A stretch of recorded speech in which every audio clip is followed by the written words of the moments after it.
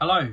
I thought I'd go through some records today because I've been doing pretty well, picking up quite a few. I've got a big old stack, and this is just from the last month and a half or so. Totally out of room. Have no more room for records, but I guess that's a good problem to have because you can never have enough records. So I recently went to Hamburg. Had a really lovely trip to Hamburg, and of course we before we went, we kind of thought, there's got to be some good record shops out there. And we did go to a few really nice record shops. The first one I think was called Michelle Records or something like that. I picked up this copy of Paul's Boutique by the Beastie Boys. Never gotten crazy into the Beastie Boys album wise, but I couldn't find anything else in the shop, and I knew that this is a legendary sample based album. I've heard it described as the Sgt. Pepper of sample based albums. And it was produced by the Dust Brothers and they also did Odelay by Beck, which I'm a huge fan of, so it just seemed to make sense to at least give this a go, even though I'd never heard it.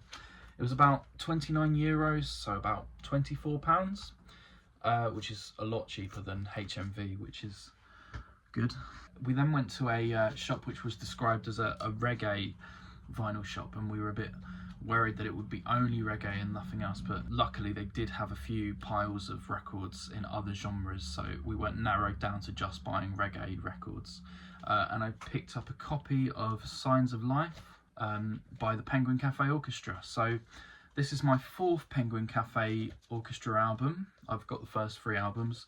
I do own this one on CD, but obviously better to have it on vinyl, so I'll be selling my CD copy now. So this is a European copy of the album. It's got this cool sticker on there, which I like. And from that shop I also got a copy of Crime of the Century by Supertramp, very cheap, only about £5 I think.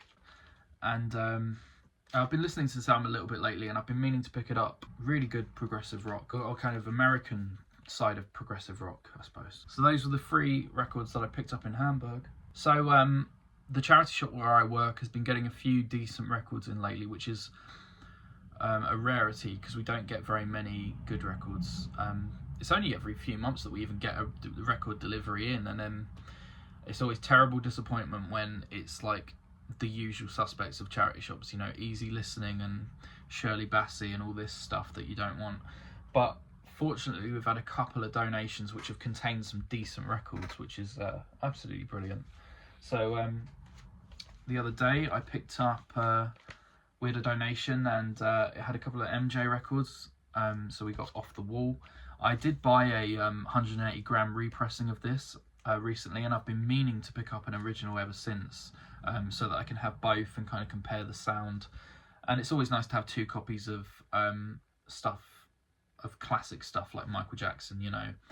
I think Michael Jackson is brilliant enough of an artist to warrant having two copies. But yeah, the writing is a little bit different on this one. The reissue, it's all been retitled, and all the colours are just white. They're not yellow and pink like they are on this one.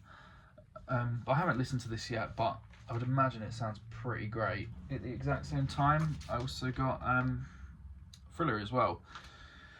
So it's funny because we had the donation in. I went through the bag, picked these out, put them to the side to buy myself, and literally went out into the shop to restock the DVDs or something. And the announcement came on the radio of Quincy Jones dying, literally moments after finding these, which was a bit of a coincidence. But with the passing of Quincy Jones, it's kind of made me go back and listen to his whole discography and listen to bits from all over, from the 60s bossa nova stuff right through to some of the 80s productions that he did. Talking of 80s productions, I also found a copy of George Benson, Give Me the Night, this album's called. I haven't listened to this on vinyl yet, but I have heard it digitally, and yeah, just fantastic stuff. My friend Matthew's a big fan of George Benson, and I just thought this has got to be really good, surely, because George Benson's just a crazy talented artist. And then of course you've got Quincy doing the production, so I would imagine that's going to sound brilliant. By the way, this is my third copy of Thriller.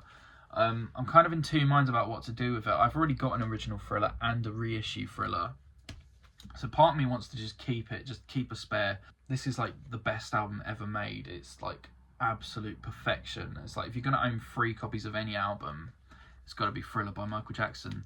But I guess it feels kind of greedy, like hogging up 3 copies.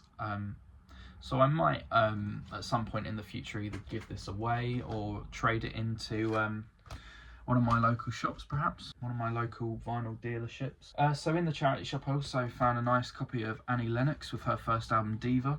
I've been listening to this a little bit. I quite like it. I like the production. I like the sound of it. Maybe not quite as good as the classic Eurythmics stuff. But the first 2 tracks on here, Why and Walking on Broken Glass, are just absolutely fantastic pop songs. Been listening to those quite a bit. The rest of the album is okay. And I also found a copy of Led Zeppelin 2. Now, when this came out the bag, I was like, what?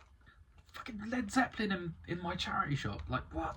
That is just unheard of, to find a Led Zepp in a charity shop. It's not an original. It's a 1974 pressing, I believe. At least that's the closest that I've narrowed it down to. So it's an early 70s one. It's not an original. The original one had a totally different Atlantic label on it. But yeah, I gave this a little spin, and it does sound really good. I already own a far more modern copy of this, 180 gram. But this is top drawer music. You know, this is like the epitome of rock. Totally happy to have a spare copy of that one. Speaking of Supertramp, I also found their album Breakfast in America. I got this in Cancer Research in Sevenoaks for £2, and it's just a stellar pop album. It's absolute bangers back to back. I think Kevin Parker of Tame Impala was heavily inspired by this. Heavily inspired in terms of ballads. Also found a copy of Elvis with recorded live on stage in Memphis. So the thing that I find interesting about this is that it contains the track An American Trilogy, one of the finest Elvis songs, and I remember it being used in the movie Kick-Ass very effectively. And I don't know if this is the exact recording that was used for that, or I think that was like a live only song. There isn't necessarily a studio version of it, but I'm really excited to dig into this and hear some live Elvis for sure. Also found another copy of Queen's Greatest Hits. I do already own this, but I took a look at the record and it looks really mint, so I thought, you know what, let's try out another copy, see how it sounds. It might sound better than the copy I currently have, and then I can have that as a bit of an upgrade. I also found in that charity shop lot, I found a couple of records by 10 Years Later, and I haven't really properly given these a listen, but they're sort of late 60s, early 70s kind of blues rock. Really good, like raw blues rock with a psychedelic tinge, I suppose. I mean, look at the album cover. It's just one of the most psychedelic album covers I've seen. That is what made me buy it, really. I just thought, blimey, not often you see these kind of psychedelic albums in charity shops. So I thought I'd give it a go, and I'm quite enjoying it. In the same vein as that, I also found a best of album for Canned Heat. So I listened to the first side of this, and I thought it was absolutely brilliant. Really, really good blues rock, and I like the cover as well. Also got a copy of Genesis We Can't Dance. I don't know if I would have bought this album had I not found it in a charity shop. I think it's still pretty damn good, but I think it was released when CDs were really taking off, and you could do like a 70-minute album, and as a result it's a little bit long. It comes on 2 records, had to be a double album, and of course it was the final Genesis album with the famous 3-piece of Mike Rutherford, Tony Banks and Phil Collins. It's a little bit commercial. A lot of people don't like Invisible Touch for being too commercial, but I think this is going even further in that realm. Yeah, I'm sure there's some really good stuff on it, but not the best. But I totally happy to pick it up for my Genesis collection, considering it didn't cost hardly anything. I also found a best of The Temptations. I used to own this on CD, and I like the artwork a lot. I find it's quite sophisticated artwork. I don't know if this is a super common one to find on vinyl, because it was released in the early 90s. Obviously you can get a million different Motown compilations for artists like The Temptations, but this particular one you don't tend to see on vinyl too much. As cheesy as it is, I picked up a copy of this Lionel Richie album.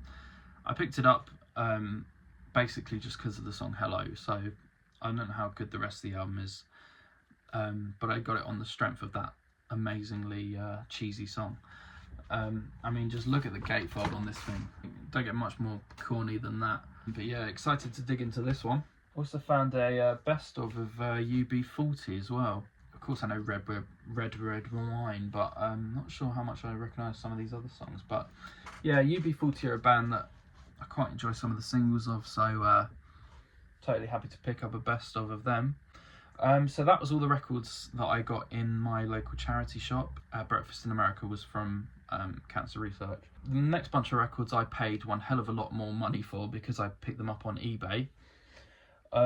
So first up we have another piece for my Brian Eno collection, as if it's not big enough already. We have the 801 Live. This was a very brief live kind of supergroup, I suppose, composed of Brian Eno and Phil Manzanera and a bunch of other guys from various bands. And essentially they only ever performed 2 concerts. They performed at Reading Festival and then they did this. It's really good. It's one of the best live albums you're going to hear in terms of really clean recording. It virtually sounds like a studio recording. Obviously I don't consider this to be a Brian Eno album, not solely a Brian Eno album. It's very much in that vein of the 70s Eno style. It's got that sound to it. And there's a couple of Brian Eno solo tracks on there. Next up, I picked up a couple of Cure records on eBay. So I picked up Faith and Pornography. I think these are the original versions of those 2 albums.